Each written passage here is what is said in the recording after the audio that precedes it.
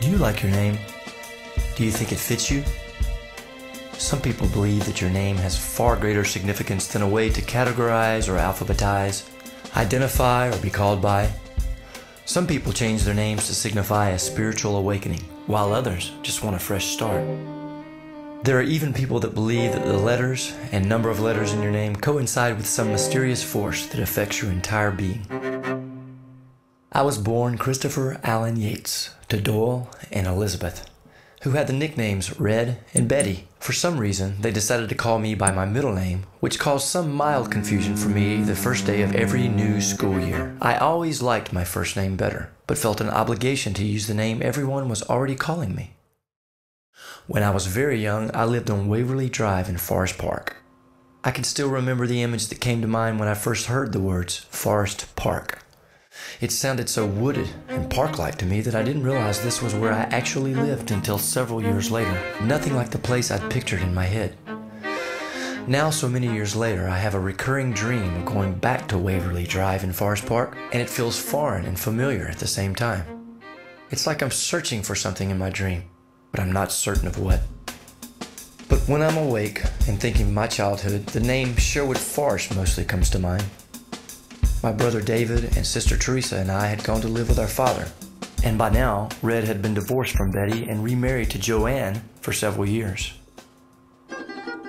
We moved to this south side suburb when I was going into the 3rd grade, and it had street names like Nottingham, Doncaster, Barnsdale, and Huntington. Names that sounded like they were straight out of an Errol Flynn movie, who, by the way, had 4 names: Errol Leslie Thompson Flynn. At the entrance of the subdivision was a thick, well-built brick sign with the name Sherwood Forest spelled out in big, metal, calligraphy-ish looking letters. It was constantly being crashed into and knocked over by drunk or crappy drivers, and each time, without fail, the Sherwood Forest Civic Club would rebuild it. This sign that would not stay down was bordering a small 4-lane highway that is 1941, also known as Terra Boulevard. The name Terra was taken from the book/movie Gone with the Wind.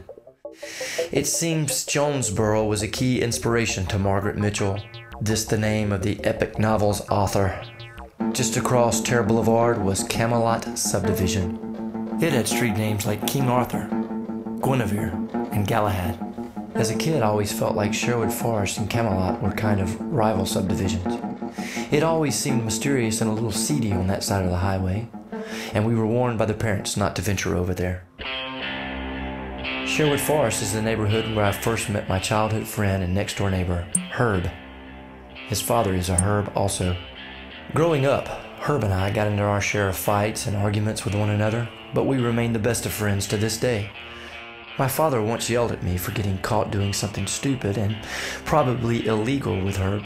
He seemed more agitated at my choice in crime partners than the crime itself when he screamed, "How dumb are you?" And then, "Don't you know that boy gets caught at everything he does?" Overhearing this, Herb was wounded by that remark, more so than the punishment he later received from his own father. Around the age of 10, I became more aware of life reaching outside of Sherwood Forest. I started to realize that we also lived in the city of Jonesboro and the county of Clayton. The neighboring cities were Riverdale, Morrow, and my old hometown, Forest Park. As I started to attend high school football games with my older siblings, I now had new rivals to replace the mysterious Camelot. But they had kick-ass names like the Riverdale Raiders, Morrow Mustangs, and Forest Park Panthers. Names that conjure up powerful images. Our team was poorly named the Cardinals, which always seemed a bit frail by comparison. When we were in our early teens, Herb and I started a rock band with Tony and Dave, and we named it the Associates, and later renamed it Premier. Our first summer out of high school, Premier auditioned at Six Flags Over Georgia, and won the spot to be the theme park's rock band for that season. We played 7 shows a day through those hot summer months for $4.25 an hour while wearing park-issued uniforms. We were pretty sure we were rock stars. People everywhere would soon know our name.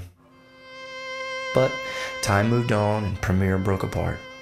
All that's left are a few photos and an old business card promoting the long-since defunct band as it hangs on the refrigerator of an old high school friend. We all went our separate ways and tried to make individual names for ourselves as best we could.